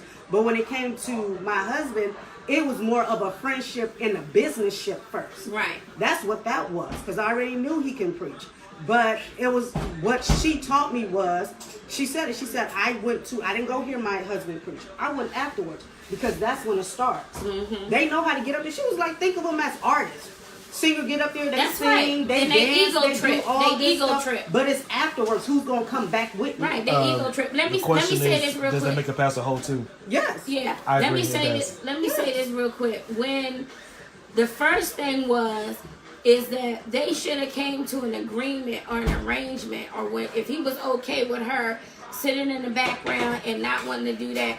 I mean, for real, we need to get out of traditionalism that man created and say, oh, the first lady's supposed to sit on the front row. If she don't want to sit on the front row, why are you going to make her sit on the front row? If she don't want to wear a big old hat and a blinged out suit, why she got to? Why she can't be herself? Right? I mean, I want mine to sit on the front row. Let me finish. Because I like her sitting next to me. But if she wants to. I know that, but I just like her sitting But next to me. if she wants to. She just feels so well next to me. We try to put women in a box that's married to a pastor, like she got to fit in some sort of mold. That's not the case. Everybody's different. The women back then, they were different. Why you gotta make somebody now to be what they were back then? It doesn't work like that. And it causes friction in the relationship. So if the first lady don't want to run the women's ministry, why you gonna make her? Wait, so you say that the wife is not always by default the president of the women's department? No. Well, why do they do it? That's man's tradition. That is man's tradition. And this is the problem. We still stuck in tradition and what somebody else has written down as law, and we make people fit into those molds. There may be something else that she's good at doing. And if she wants to do it, if she don't want to do nothing, leave her alone. She's your wife. She's there. She's supporting you. She's doing what she knows how to do or what she can do to support you in ministry. That should be all that matters. But see, the problem is when you can't accept who your wife is. If you are in a place where you're not even a pastor yet and you married to this person, you already know how she is. And you already know if they're going to adjust. Yeah. You know what I'm saying? Or not. And so if you decide that you want to be in a pastor, you have a conversation. And she said, okay, honey, I'm going to support you, but I'm not trying to do all this, that, and the other. Yeah. You know, I'm cool where I am, but I'm support you. I love you. Go ahead and do your thing. God called you to do that. But this goes back down to communication. And if you go and do it, don't let people get in your ear and be like, oh, your wife should be doing this. Your wife should be doing that. Shut them up. Oh, can I say it for you? Denise going to say it for her. Shut them up, because they going to mess up your marriage. Shut them they what? They going to mess up your marriage. Yeah. I think that because we kind of said it passing by about the women that gathers around the pastor, right? Some say that the pastor's the whole too. The pastor he's a lust demon. But here it is, though. I'm going to say it like that. He's a lust demon. What? He's a lust demon. That's why they drawn around him. Because if he wasn't, if he was sure and secure in himself and he didn't need the approval or a bunch of flunkies to be flocking around him, they wouldn't be flocking around him. They smell him. They smell that lust spirit. It's a sin. And so they come around. No. Listen, I done observed and learned. I learned a lot since I've been here in California, boy. Listen, it's a California thing. They chase and hunt some pastors down real quick. So you saying North Carolina, y'all don't do that? They undercover with theirs. In North Carolina? Yeah, they little country. They do it how they used to do it back in the day. You don't find out about anybody until they die. You know, exactly. There you go. It's hidden. And then all they the don't kids talk about and everybody people's else business. pop up. But but what I was saying though was that the sad thing is that what about the women that accepts it though? Meaning you wife? You talking about the wife? No. I'm talking about women that accept being I'm in talking the about you got a pastor. I'm talking about you got a pastor that's single, right, before the church. Let me try to make that harem mentality. But listen real quick. They're single before the church, right? But you have a group of women or a pair of women, right? To where it could be more than two. To where they know their roles, with each other, right? But they know their roles. They know that how he is. You know, one thing that always baffled me is this: why do women again allow themselves to be in a position to where they know that their pastor, their leader, have the group of women that's multiple women. Yeah, they'll accept it in the church, but they won't accept it outside of the church, which is weird. Because if you have that outside of the church, that's then called a pimp, and women won't fall for no pimp because they ain't like that. But you can allow a preacher to do the same thing, and you will take that, which I don't get that. Well, that's because people have a harem mentality. I'm serious. They look at this pastor as being king and pharaoh, and they put themselves in a position to be picked over and to be picked out. Y'all ain't Esther. You are not Esther. Stop selling yourself short. And know that you have value and that there's somebody out there for you. Stop being desperate. And wait on God. That's all I'm going to say about that, because that makes me sick. Now, I want to point out there, as Pastor King has put out there, because I do agree with him, that it is not just always the male pastors. But the women also, they have, it's not out there like man is, but yeah. To be honest with you, if you see a pastor, a female pastor, that had women all around them, I guarantee you that female pastor is probably gay. Probably. 9 times out of 10, especially in Los Angeles. Especially if she got a whole bunch of gay folks in her church. Well, you brought it up. Are you being petty, Michelle? I'm not being petty. I'm just being honest. drawn to like spirits. So it's safe to say. Melanie don't like what? Spirits are drawn to like I agree, spirits. but here it is though. I've always said this: if you ever want to know what that pastor is like, look at his congregation. Look at exactly right. And whatever they're attracting, I guarantee you, that's either what they're fighting, Or what they're they've been hiding, or delivered what they from. are. I can't say delivered from. It can be. Let They've been me, delivered. but let me tell you, because that means you're pastoring your But they might have residue. the residue. Correct. That means you're Okay. pastoring your residue, Right. and you're still attracting your residue. Therefore, So it's if you not got a residue. Whole bunch of pastors, It's not a if residue. You got a whole bunch of gossips, backbiters, manipulators, whoremongers, drug addicts in your congregation. That's whom you are. That's an AA meeting. Sorry.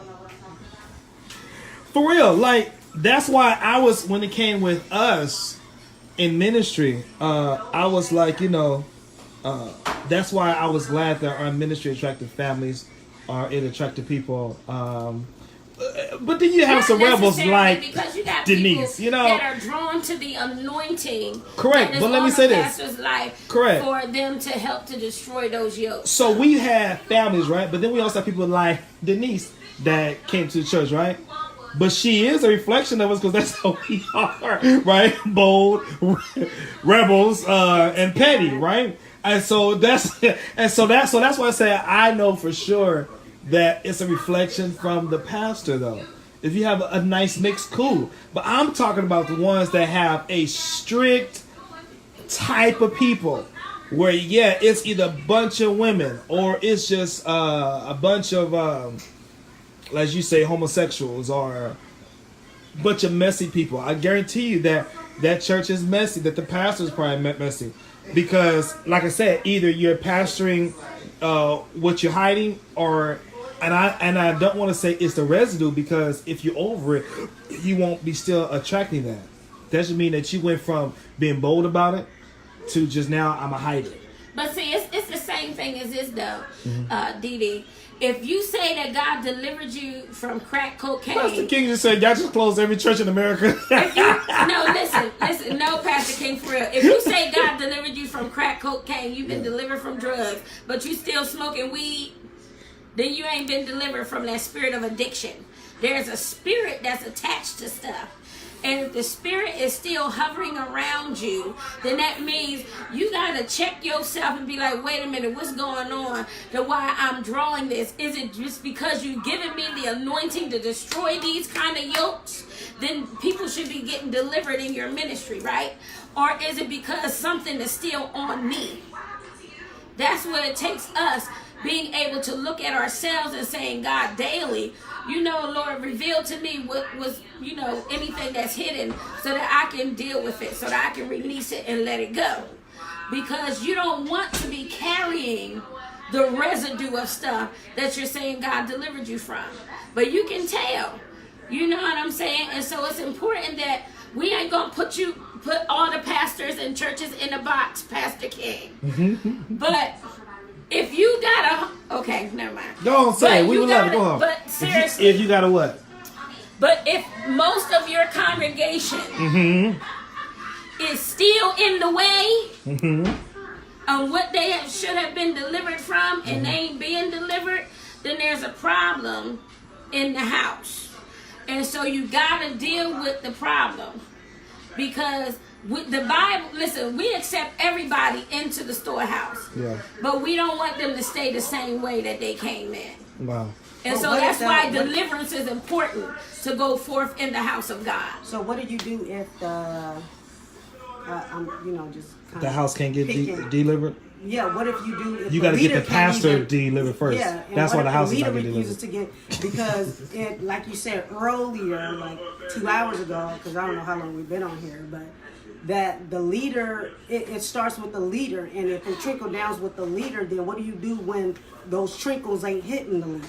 And he missing all of it, and he's still rolling in the way that he's used to, because one, and not just he, don't let me just he or she, but they like that attention, and they like what's going on in a church, and they don't want to change it, because for some reason it's a comfortability for them.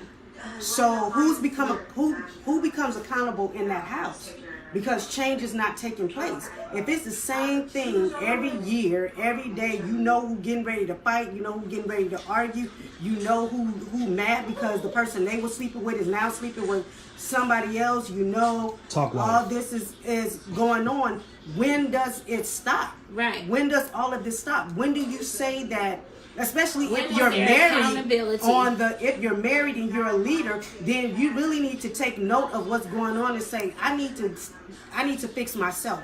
Because if this is going on in my church house, what's going on in my at home life? Right. Like now So I you gotta speaking go on sit and so you speaking on the same spirit that's not visiting, resting on the house. Yeah, it's it not being has to broken. It's not changing. It's not. You attract the same kind of people. They're not getting Exactly. delivered nothing. Because if you you saying arguing it's the at leader home first. and you're fighting at home, now I'm not saying the responsibility of every person in that church is the leader's But we talking about responsibility. a constant I'm same talking spirit. about I'm talking about nothing has changed in your flow at all. Or maybe I should just say the people around you, whether it's at home or at church. Mm-hmm. And you're still portraying this life of that God is in it and God is in it. When do you honestly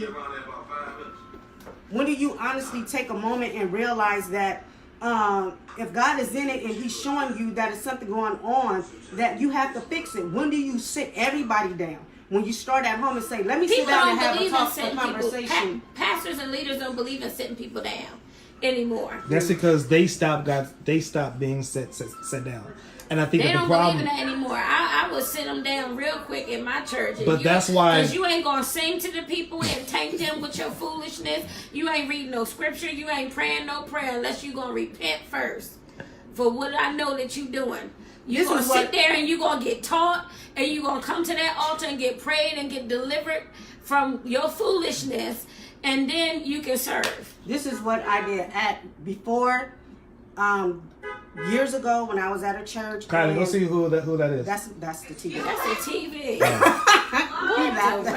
Hello? Yeah, who is it? What are you saying hello for? What is hello? No, it's the TV. Oh, okay, go ahead. So I was at a church, and before I used to go off and tell people that this pastor was wrong for suspending me and all this other stuff.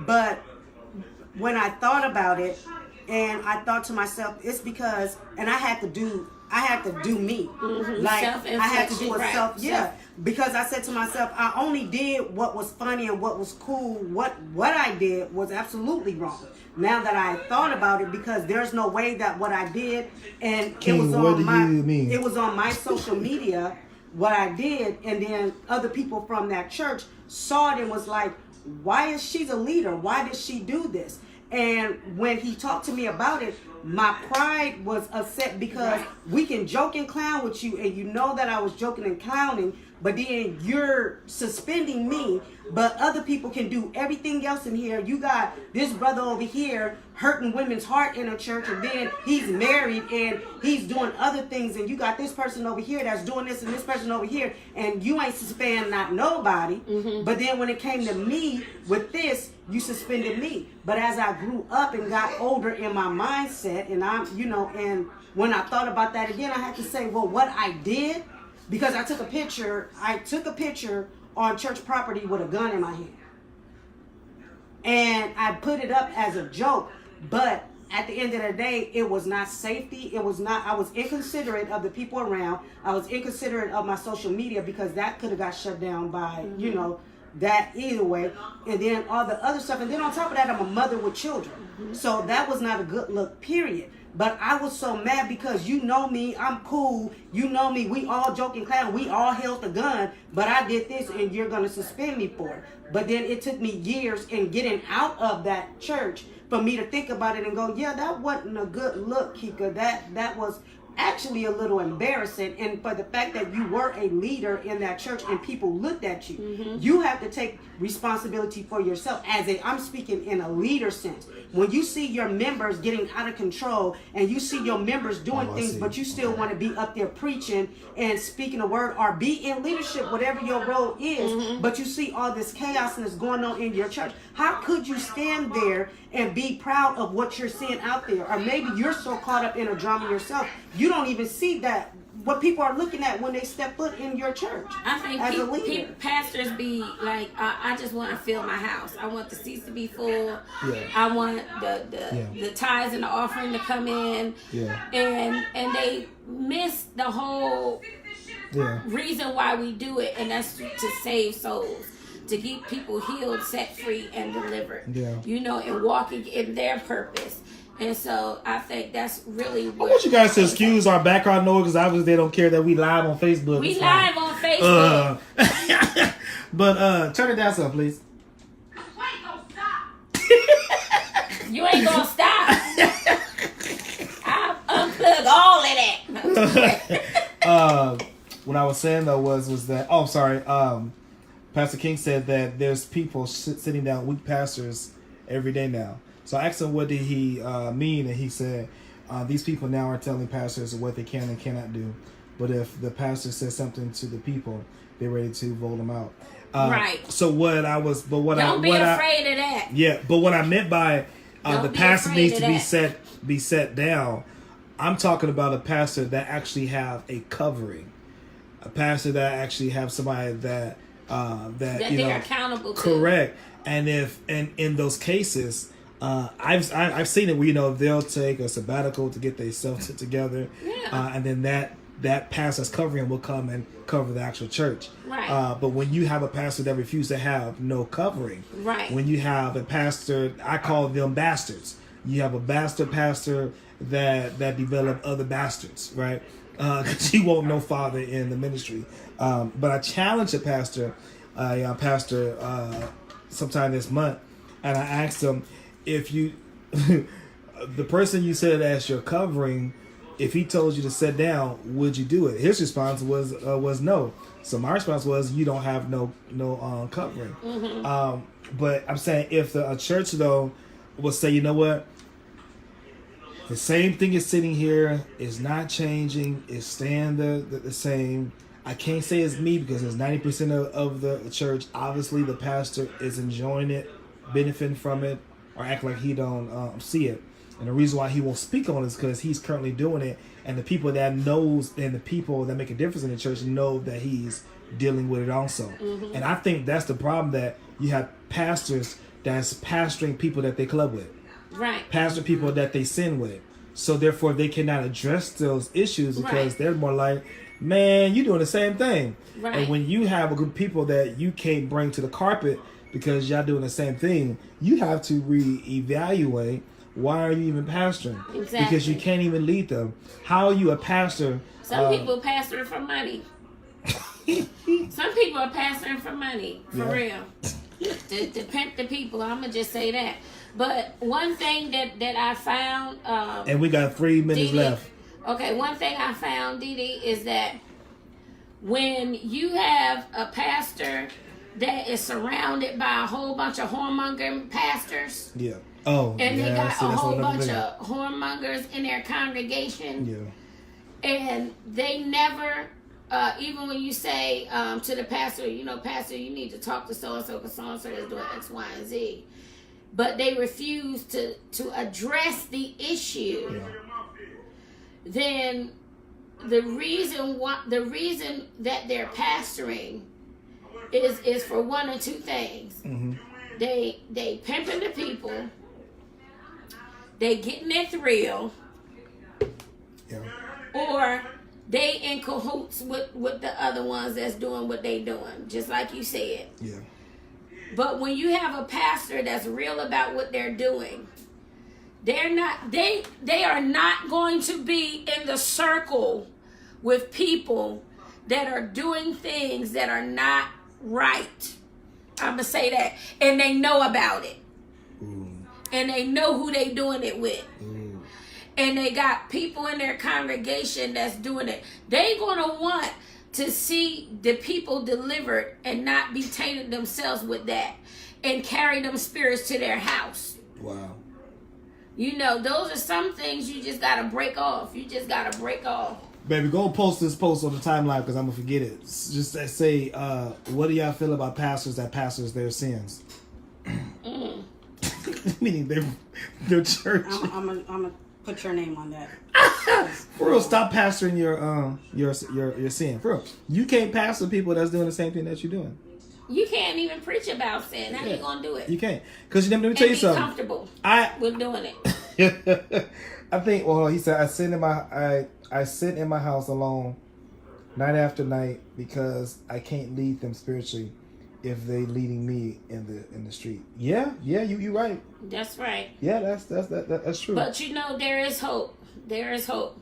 God has reconciliation that's ready and waiting for you.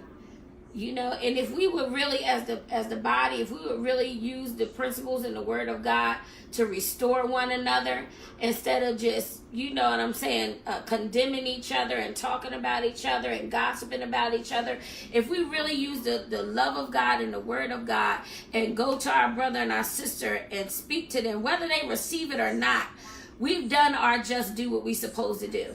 I said one time to a pastor, to a bishop, that knew that there was a pastor that was in sin, that was doing things with multiple women. Yeah. I said, why don't you go and talk to this pastor? Mm-hmm.